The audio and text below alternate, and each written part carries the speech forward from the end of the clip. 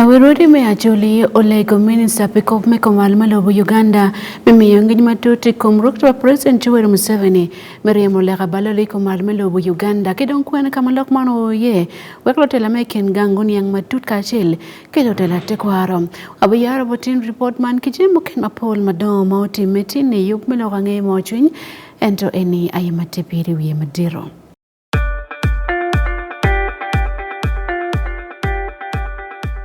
At least the one thing for now we can all agree on is the soap to use. He likes that it's big and lasts long.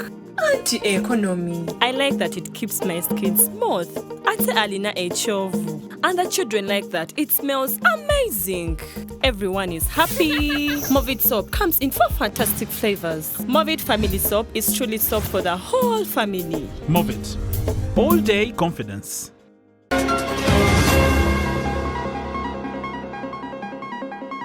Eyup magamenti okelo Miriam man emiyoga teko nyamatek lumony machon mapol magiti Gulu City. Mirwa mechako shako na eni pien lokmen lon wiati.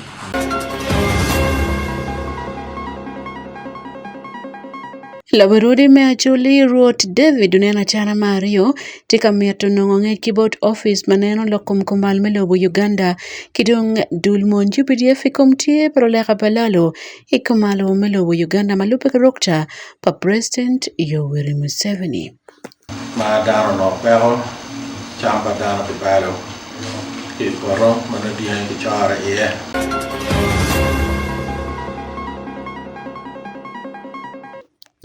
Kadong dulmalo ye Uganda tino chakamia karatach buk nying lubol kui bolu chudu di pibedo president kilo wangin mengi kibene mokada pa buk man kinying lubol kui duju pe yope pe bolu kui ninda pao ya beach medium ya chel imwagani ene. Amore matek ajul nunga na yumelo kange mo chwin kor ke kore tini chiadek nilwe abeyero medium ya chel imwaga alibari ya opiari ya bichel anya sandi Akumu man Wan Luo TV. Wrote David unena chana Mario malawerodi me achuli olego office pa minister meko malmalobo Uganda kidong dulmon UPDF men yangol telte kwarma ya achuli kamanon log makereti chek pa President Yoweri Museveni ikom Miriam lega baloli ko malmalobo Uganda mwaga mokati o yene la dir roto wane mono pero tika bin mapol piene pol kaka checha ka rok chama kinene mono die mapol tika mol dugu chen lo bachuli mano perwate politiki ncharo district moko ma ya chuli endo legani molo dirme officer yo ne gomi ngej borodi wekenen ket me koy lwak me ko malmalo bo Uganda iko manyo para lega balalo magiti barodin badan mapol ka bene cham gema me kit dia chama woko iken per mo ken malwak no iko malmalo bo Uganda and pitié pa balalo ka ber mameki wanen kong report ko kibot Ismail Jacob Jones. David onen achana Mario ukatiki lok mani karame miyo kwena mege mekato mwaka bot lukwang loka ngem ki pajuma mege Madano no pero chamba dano pipalo kiporo manadiyan kichara ye. Wangeni gamento bikati mara dilo biko makati kiloka ye. Numero joma kita ana no aapam. Anto kipara kutpa yeng kita jemene waro kwere. Tiana ke charo anda gikene don to wangeo mo mutime anto lok ma arano ene dia puti kama ke bor ke kianga achana wajene menom ni chak ke to yup Miriam lu kwa dia magubien ya chuli wali pia gino ki report mo ki ken ma wajam kama yup man o yem dia ka kwatu dia no dia ka pu no dia ka wang ya ka to ya me wa dok maka awak yang bicara. Cito tuale beri lok pajoman bagi lewat yang ene no di wakai mata mau no wan kawan eno entro jimene eno no tie kabale te parwa dok bene no tie ka kilo po ma pabe tian jo ma gem bi ni kin wakai ni jo mo ma wan ka wangi ka ma wa ki entro gem ku tiu gedero mabero go tipati kichante meno mom ante ya gifina ya yela botwa kan en oterne men giche kano lok ma akichar ma wajo ni kerebet ni yup man kikero iti je ma pol pa balalo fut kitika neno nem ichare vot kabir ma pat me chulim en beno legone merum umiro yup me dwako je mag President Museveni uchirke me mio je abich pi dog ot achel magen tiene butime makaman umiro tum la bon kit ko mo kiken ne umiro gamente ti kada ne joma yangu yurene tie ge ko chan madong ki meta ki chulgi magitere gamente ko umiro gamente ko wata umiro gamente chulgi kaman na ki poko mere no mo ne ki poko tika dire mara dong ki poko dong ma die tika nya chinga sino le pe meta ano le ta dong ki char ge ne ngam kwa die ge Imakama kati President Yoweri Museveni omiyo twero man Executive Order Number 3 mawajo lokom riamulu kwa dien magu yuek kenyingi belalo i district me achuli joko wakati metongo yen me wango makal muro ka chel kilo yak le makitika aki kabir me karamojan Ismail Jacob Jones pi Wan Luo Television Igulu City. Hiyo pagamente melo Uganda Maria Mochan ki jinglo dero man emiyoga magichako kone kar matuo corona poro ilio Uganda ni dong tiko na kuopo lumon machon mapol mai kar manu gepeke doktit pagamente dul pabadeke la ibi Gulu City Veteran Sako matie city miguli badeke la ibi ocha kilomemba pmia chilka pao ya boro ekamante kilomemba mia rio piara biro doke po agenda dula bino apat mekono po te dobe diot kabena doro group man oloko dogyot ikom chilling million piadek magen go gamo nangonya eti chilling makar million piara bechel lo member gamo kela yangu ye matiri me percent bor kente kero kon mapol bolman machon kidong do pach mege mageti ka ko Igulu City manen kong report ke bod jonisano chaga chon enoli modul pa emiya kaman en keli adoke yup mantiningo kidong temple actiningo en ikom yup makamento kadri kwere mekonyo luken gang mailo Uganda ni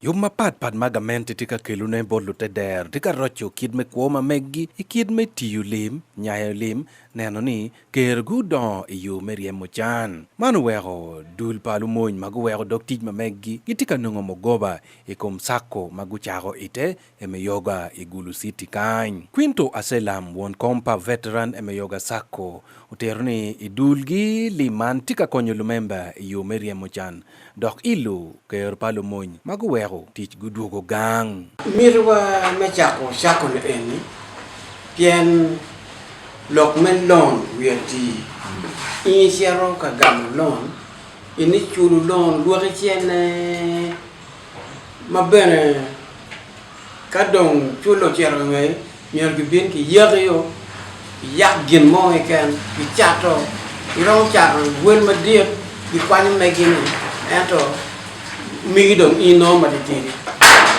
chitamwa ketwa wan wa chato kere watam ne kache dang mete komo beru maduo chi mioro wa chak gini wa ka wa no wa ar ma romo ko pa beru me gamulon chi ka mete beno we bang sino no gumu en plan wa en Simon Dixon olweny karan pa dulman oteroni beru ite group man okonye melweny ikumchan wego pe koro sente me pension mamere abete group no ke la la mate para tiene anone chene magam ke kan o wego atika achao business no mega matika kwanya no bera dong pe hango magwak nyo ni biashara ngo ma ni chao ana dia chao biashara me gwa kweli matika kela chene no bera agwa kwa gwene from near beach broilers ma chara o dwe na tia egam ko ina di kar magwa ko agam gwene near beach then agwa ko dwe aje manyara ne in 2 months no atega chapter gwene near beach to near beach Sianone ano che la bandiera da che come me. Chande man ikare makichwalo lumemba guchako poko ikingi me chako biachara wego alora me ot palumemba tie kanen kid ma jinario alwegi lup ko won kom me dulman tie waju kany machwaliwa million pirade keni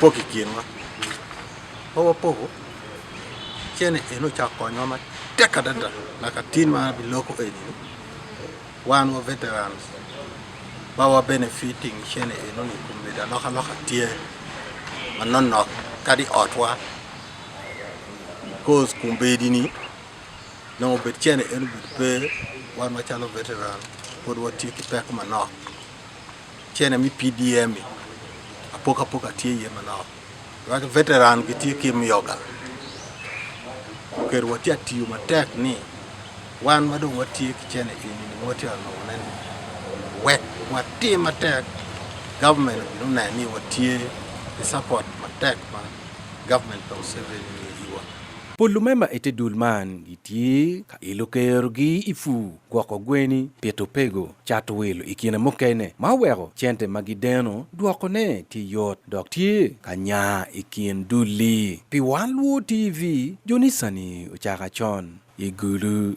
city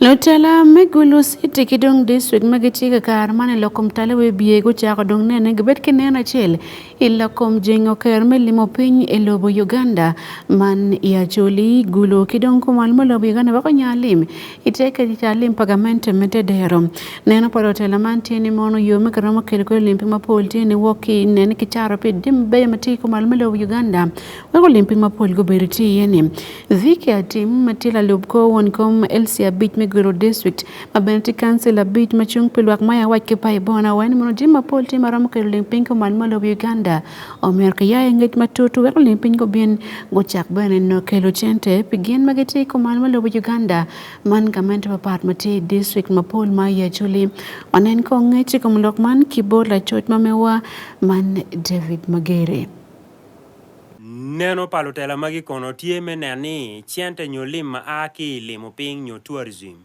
Umete ikicha pagamente mete der ma megi Alfred Ukonga matime amigulu city kono yaro neno pachi city kono terpe gupe ma papar magi beru kwere yob mekelo dans lobo melimo ping igulu city. And actually sub-region, we really have very fertile soil. We grow a lot of grains and oil seeds. And we are lacking market, and we would like to look for the market in Kenya and to our brothers in Kisumu. We, as a growing city, we would like to promote this city as a cultural city. We would like to promote cultural tourism so much in Acholi, for the entire Acholi sub-region and northern Uganda. Every year, we have come up with initiative that is called Gulu City Oktoberfest, which we borrowed the name from our Munich Oktoberfest, and we are already partnering with them.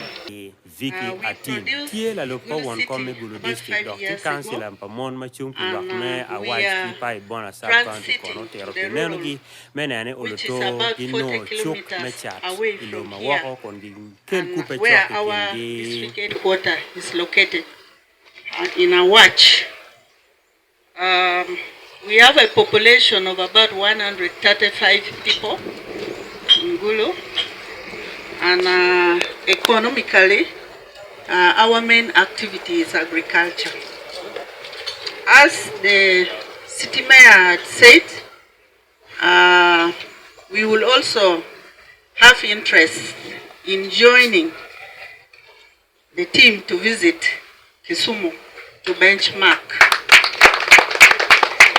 We have 11 sub-counties, and in the district we have chiefdoms bem mo achiel kono ma en tiyo ki Uganda Wildlife Authority kon loyo gude make depo national game park kono tiro neno pagien ilok medon lemo pe Uganda to come and visit Kidepo and engage in this sport of sport hunting. So we have had several of them, and the monies they pay, we have a big share that goes to the community development projects through a revenue sharing program. And these have gone a long way to have schools constructed, health centers constructed, and we feel that this one is sustainable because we use the quota animals which are hunted are those old males, so still wildlife will keep thriving, and yet we are benefiting from this revenue sharing program. Gregory Mugisha Muntu matie kono la chu me be president of Uganda kono tero nerne kono tene gamente ne be chwa ko lo ko mele ping pian tigi na chiel makelo don lo ba tira sectors like tourism or any other areas where people are able to engage in the economic activity. Because when you lift up people, when people are developed, the country gets developed, but more so, people are secure. Now the insecurity which rises out of a state of poverty, you can't police it. That one you can't police. Even if you have 500,000 policemen walking the beat, the moment you hit like 100 million people, and you find that you can have like 10, 15, 20 of those who can't afford to buy anything to eat. Dorange Wan Luo TV, David Magere, Igulu City. Lotela madoma mala wetela med district me arue gamente metedero gitika men kitit ko tikilim ka ben kineni ke yar mabe ke rome chente magiti yukwere kom yupo guri ma pat makiti district onim mantika ben ngenen kit maguri futi marade kere kon president me Yoweri Museveni ogorok chen mon gankalo tek ber kamiyo chilling billion cha chilling magalim duju mede kom limano district no chilling million mia dek me yupo guri mwake mwaga no ngiti ke chilling billion achel tona de me yupo guri district me arua kono ngeni wani mon kerbene mon le mantie per futie peni guri ti magoro polgiti marajo omerke yup ento dong pingo pega yubo kon le magamente mi yuti maoromoni la George mamewa man Robert Tariaka oberka lupo ko lokman ki arua district West Nile onen kong report man yupi watini yup melorange mocho nyakan ki Wan Luo television. Malupe kerok tapa President Yoweri Museveni district wengma Uganda America City ngino chilling billion achele mwakalim duju ite me Uganda Road Fund ma America chilling meno chilling million mia dek dong weng doko chilling billion achel tona dek me yupoguri. Lakonko DJ Mayor Rua District Dennis Jawoko wani mono yupoguri karamanti gano pea teke lokom don lobo kebene kono ko yome parish development model waklo fugo ichuk ento dong peko tini guriti marajo geyon down no jama Paul. So now we are saying, the president says now for us to achieve the objective of developing Uganda starting from the parishes, where our parishes will become now a model for development, we need to trickle down these developments to that level, like the road infrastructures. So, how are you going to transport your item, your produce, your farm produce to the market? It is through the good roads. Jawoko wani mono titi guruma makayaro chok iti boping kilomita biro kitimo dok bene peke nyuro ticha warni ngo ka ben ngo mano mete gurman weng peke timo ento kon gurni wano getiako titi yeni. Ano wegamente odonyo winye kilwake yup makiluni mono social contract dok guri mano merke yup kono polkare don kache ke yup guri maket man makore petika nen mabe weko koko beti tiang ikom maket maguri man ticho woro gwire. Eno we pekitit me yupo guri meka nyo project maken magitimo lwako miarguni yang chili ya di magitiyo kwere kedong meko mokcha den ikom kit maticho woro gwire. Eno mi la bole iwa parish mati ya jia sub-county kama guri ke yabo ke ano tiana magitiyo kwere peke nyuro o dak bene rom tiana magitiyo kwere pe pore ke rom tich magitimo enikom guri ni. On Comel Beach Meru District Alfred Dokwanzi wan Monoguri Miero Lwakon Yang Jim Mapol Matika Temeye Gon Yang District Tike Guri Adi Dok Mina Magiti Mwaka Dek Mokaranga Kichiling Billion Adek Makemio Metu Chigiri Mwaka Chirachel Manogimi Chilling Billion Achel Kulune. Those things will always be there from community perspectives. They need information to be provided to them. I must say, as a road district, we have worked using the 1 billion given to a road district over the last 3 years. This is not the third batch which is coming. Eno wen mono chilling bir na chil giti kwede guri makubu ken koya mechiero ila zebu Bondo Road mapeya ono giti yepe mwaka pao ya boro. I can without fear of ever say that 1 billion worked on the road from Koya to Lazebu to Bondo. This road was not worked on for 18 years. After 18 years, the road literally closed down. District Banoti yui guri maki Bondo mechiero obaru matie kono ke wek wakpe mwaka boro pegiti ye. Gwiri ma Koboko mechiero pajuru mati omo parish ya Richu sub-county ben gitika gwakone mabe. Manti ken guri matiki wipe mula bole ochi kidanguri maki ajia mechiero ya Rivu pajuru opia uwingid no pia gitiye pimakapiri wa boro dokdong kitiye iwange. Yopoguri kidong wipeme ochi ki ewa gitiye kilime no dakbene kemer ki wipem makeluni ongogedo. Guri makeluni ewata Uganda Bati Road Odianje. Yopoguri ochi mechiero ewa gitiye kilime eoni kidong mereben ki yopo wipem me ogongedo. Yopoguri ewata Uganda Bati Road kidong Odianyadri mechiero andelizu magedle kama onye maram bengiti gwakne. Gudi nyiyo ovisoni kidong Arrivo Mission Opia Road Olibala Zebu Adraka Mbaru kidong kabermi yomu kene tiye gwirmaki yave mechiero Okazara Nzeva Road wenkitiye en kilimagamente miyo chilling billion achele. Pelorang'e mochwiny Wan Luo TV Kia Road District. Igama pat kiko mal melobo Uganda kiko dier melobo mandul maloilo ye lobo Uganda man Electoral Commission tino chako miakatat maitiki nying lo bol kui dudu melobo man makarur na ruda bolu chupe bedo president kidong lo wangi duju yopo timigang kalpadul mayo lo ye mati industrial area I Kampala ikarme chako miyo yop man karan madit papati NRM man Richard Toduongo berute kachil kila dit malilo komcheki tapati meno Enoch Barata kagamo en warga magiman matiki bukning do bol kui makarudo bo makibe mione bot ka bot party NRM kibene bolu chundu bedo president lobo Uganda wanen kong report kitma yobman war ko retini igankal badin maloye mati industrial area I Kampala. Lodiro me party chung wibiega Uganda magitiki luchungi pichara bedo president tini guno kono karatat magaruru matiki bok nying lubol kwe duju mailobo Uganda kugamo ki gankal padul maloye matie industrial area I Kampala. Anyuali Uganda gabo bolo kui iniano dwe pao ya beach medwe mia chil eni mwakaman me yero president kidong lumemba me otmoko chek. Ikin luchung bedo president ayeti la chung papati NRM man president Joel Museveni ma bedo na machel kiluangen megamo kono kataj matiki bok nying lobol kui million achel ichia dekti ninda bir medwemia chel ekun ngat mo gamo ya bedo karan papati man Richard Toduong. Mabat kimen bena Toduongo gamo karatach matie kinying kaberweng mebolo kui lobo Uganda ngat mo miyo karatach chia yober Emmanuel Matsiko matila dit maloyo kom mapati mechi bibie itedul maloye Uganda.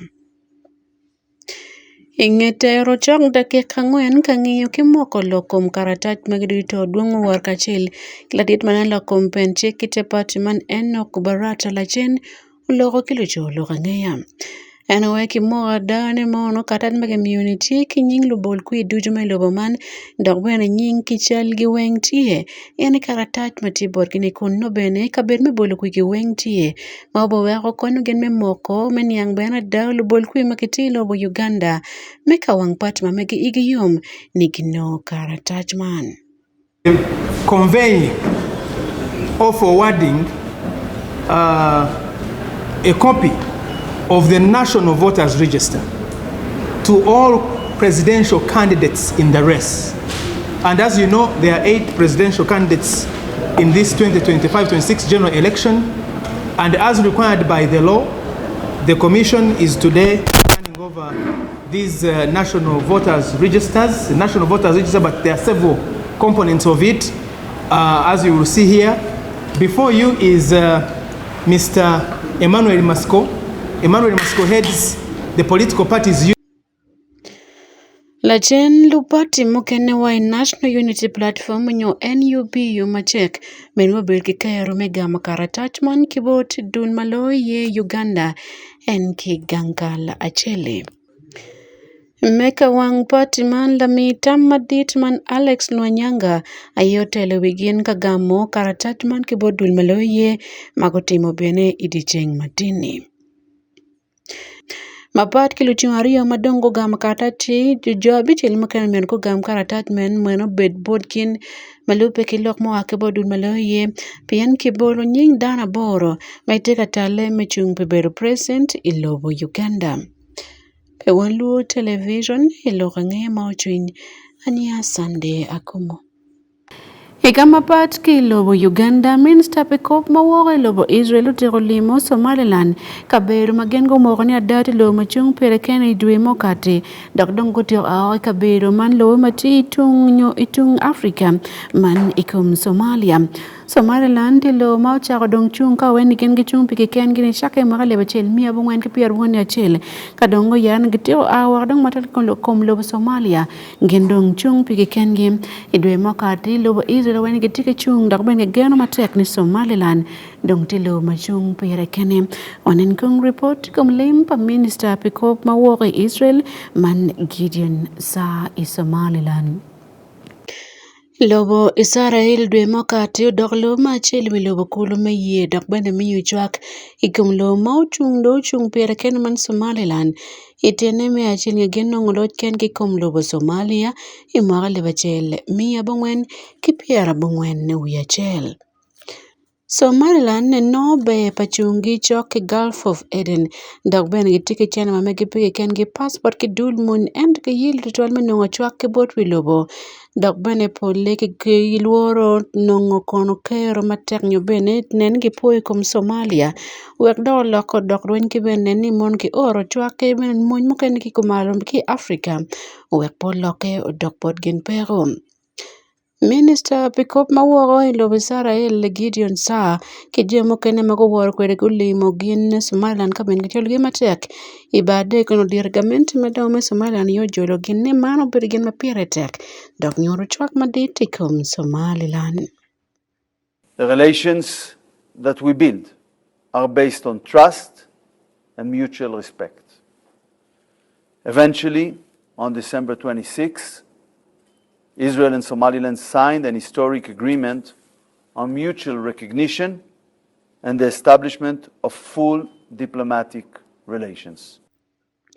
President me Somaliland Abdirahman Abdullahi Mohamed oparo mateko twal tek chwin kibene mok pa Israel menyuro chake komgen dok beno ekibi yabo guma pol metimo biashara kidon lobo ikingin arioni man Israel kidongin Somaliland. Somalia igipo beru yom kone kom liman ko wani moro beru lima chek paye dok man obero donyo lobo moni labo nongo tuero.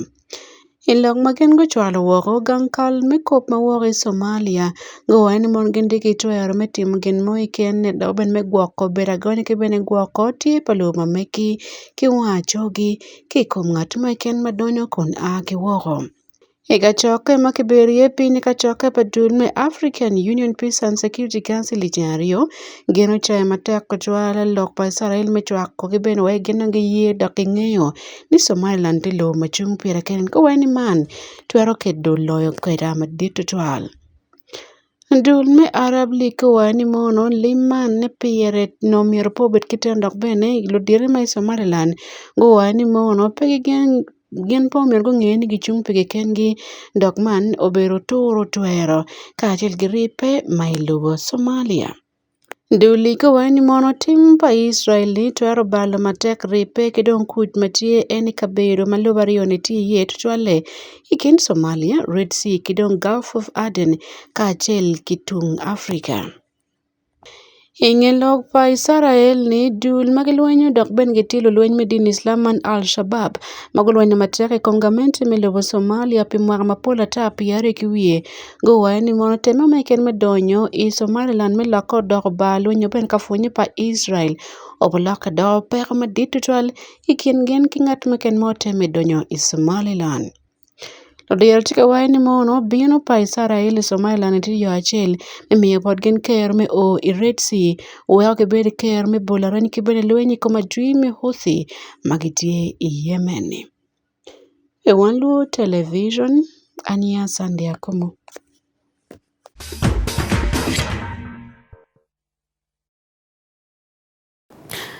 Hello kom turo me fufa bigli kono do miergetuk tum chabeten ke dir waktu me gibu timu dong dire ni changwen man pe yukor turo me fufa drum ikento ma dir man o mierbeti chambi dong ting chabete ye kat da FC ke obotoki paida Black Angels kadang bale Heroes joki Black Powers FC Melira City ikinti mogomati ko malumelo Uganda David Magere tiki report lokom turo.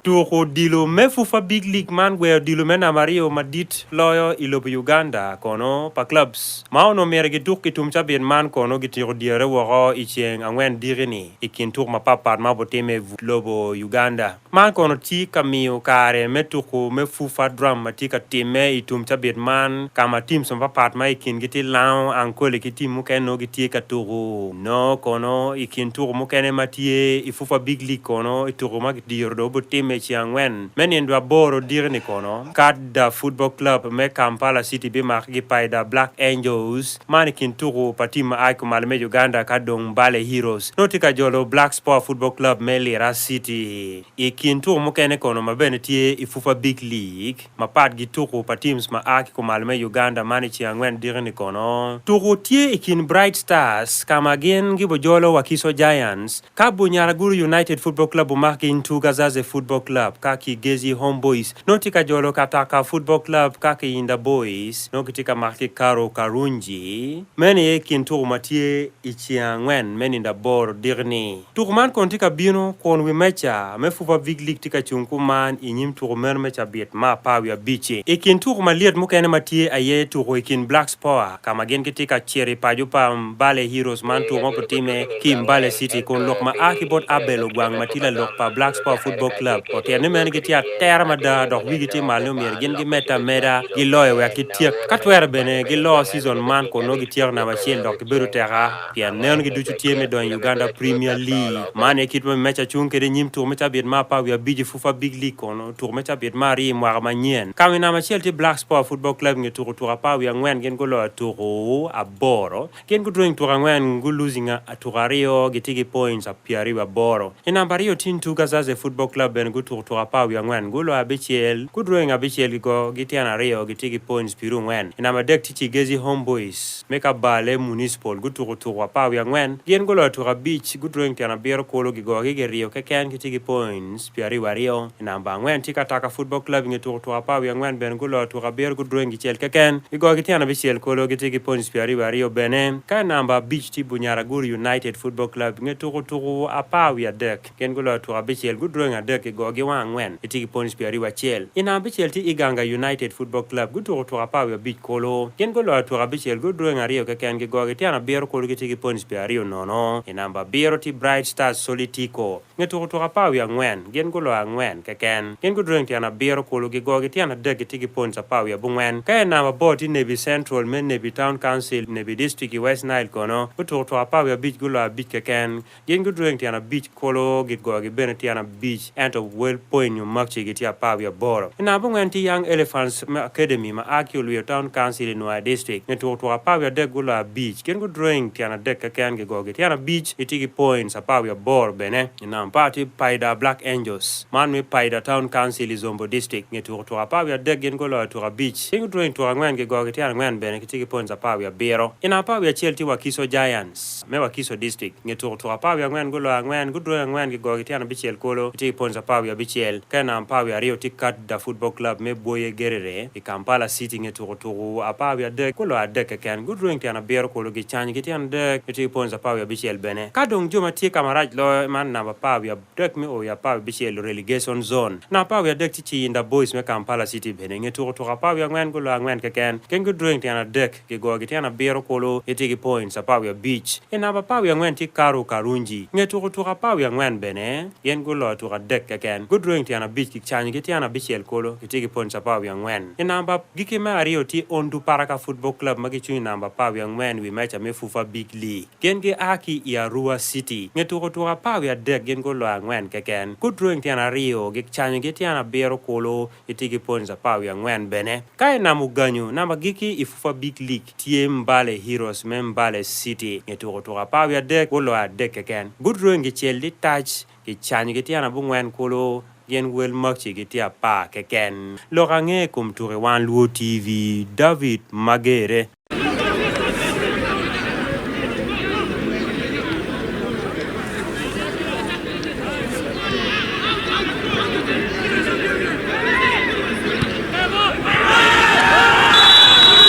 Mabat kimelo tela me gulu district gutiro mi wakoloch me ba peje iching National Council of Sports wako kongeni yopone piko ruturo me AFCON 2027 lo dire me NCS ko berutie ko manmelo bigande chario kanyamulo kilo tela me gulu district pelot pa ba peje mai karamanti ipachela road division kabermati gulu city weke mi chingamente ko yop me kor kono yope paloturo magabo bino elobo Uganda ituro me AFCON pamoja bit 2027. Ismail Jacob Jones Kelly report komi lot pa peje man bot dul me National Council of Sports. Ikar me kachoke kilo tela pigamente metedero mai gulu district ka chel kilo tit pagamente ichiario gulu district guti ko kwanyo ba man kago mi bod National Council me Sports wek go yobe me konyo fonye palu to magitika bini to me AFCON imwaka libero ke pira yo ya bihero and acknowledge the need to reconstruct it into a modern, standard, multi-purpose sports facility. The deck embrace the idea of handing over the facility to the National Council of Sports for the benefit of the people of Gulu and Uganda at large. Number two, Madam Speaker, a letter was received from the National Council of Sports dated 29 October 2025 requesting for the transfer of ownership of War Memorial Stadium to facilitate the development in preparation for hosting of AFCON 2027. Ambrose Tashabia won com National Council me Sports ma beneti won com malo lokum tango ba i pituro me AFCON me makalibero ke pira riwe biro ene mautelo dulmo akin National Council me Sports. The sports law was being drafted and crafted. It intended to preserve these sports facilities for the future generation. Our law, or the law that we have as Uganda for sports, is clear that once you transfer sports land into National Council of Sports, this council or the management cannot mortgage it, cannot sell it, cannot lease it, and there's no provision even of parliament. Tashabia, wajani menum, kaf, umiyo kilobe adek magibi jolo tukuman, me yupuba marama adek me koro tukuman, kilok nem, kachiluba chelo wate wakoki jolo tukuman, chiluba aryo mudongi, no fugiramo jolo tukuman. The same principle held for Hoima. You must have heard that we're going to do a training facility in Masindi for a team to train there and sleep there. So now Gulu got an opportunity of having two facilities, and that's where Gulu University comes in. And the consideration that was natural was to look at the public stadium that is there. Instead of us as council going to buy land somewhere, which we could do at that point, he said there's already a facility. And Benoniao Lutela Megulu district, ni ba dege madit mai gulu, tiekin Jimmy Makibi Rojom, ikarame yupo ba man. The issue was we have a stadium, an airport in Rira. It is not there. Which one is the nearest? Gulu Airport. So the decision now to upgrade Gulu Airport to international standard was passed at the highest level. But then the other issue was there is also a maximum distance that the council would want from the airport to the stadium. So that's now where, if you are to leave Gulu Airport and go to Kamdin, to Rira, it would be too far. And Warkachel Kilumema Mokene, Min National Council of Sport, Patrick Ogwell, Bernard Matikaran Madet Menaso Council of Sports, o Tirne Menom, Karadong Tim and Noctuan, Doc Bene Carman, Giti Tuan Lier Matek Tutan. I want to reiterate on the issue of time we are left with. Because we have been around trying to engage, we did not know and I did not expect this debate. I thought the district was exhausting this discussion and consulting so that they can take a proper decision early enough. Today, actually, I expected to hear that we are giving you this is our expectation. So that one is something I want to appeal to the honorable members here, that look at the time we left. He has pressure, I have pressure, because this was a decision of cabinet. Gentieni teach make get to Bahaman Buter Duet Beach, Dark Bene UPDF Engineering Brigade, and a gibi yuponem, Malope Kilok Mauguel Owajam. Chok in Uganda Tirotier, Obama did me oima, Matiekin Bama Bijolo Turumet AFCON, Pamoja me Maralibro Kipira Yobia Bihirom, Ismail Jacob Jones, P. Wan Luo Television, Igulu City. Kadong magike turo dila maditi Africa man AFCON 2025 madeka timi Morocco ni do tiro irome quarter finals mano temenge tiro kin Algeria kidong DR Congo Ivory Coast ki Burkina Faso gende kaman gomete kintima bor mau karame tira nyima nyim itiro me quarter final itiro man no tera man mageti gwa ke koma meki Ivory Coast go magike Egypt kadong wiki gang man Morocco go butoke Cameroon tiro ma butime wenchi ya beach kidong tia bichel me chabit ni enim Anthony Papira Kelin Lokman Matut. Turume African Cup of Nations uchere Rome agiki mi quarterfinals mado dong no dul turwa bor ken la we di wo lobon Algeria ugo Democratic Republic of Congo gora chel ekom tongweno into Zerouki inside the fullback to Balbina.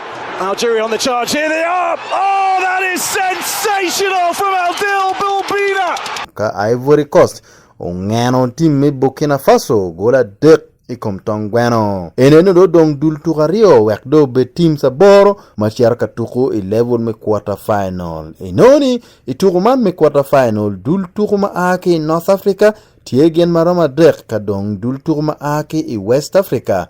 Tie maramo gena beach maikine enete Mali, Senegal, Cameroon, Ivory Coast, kachel ki Nigeria.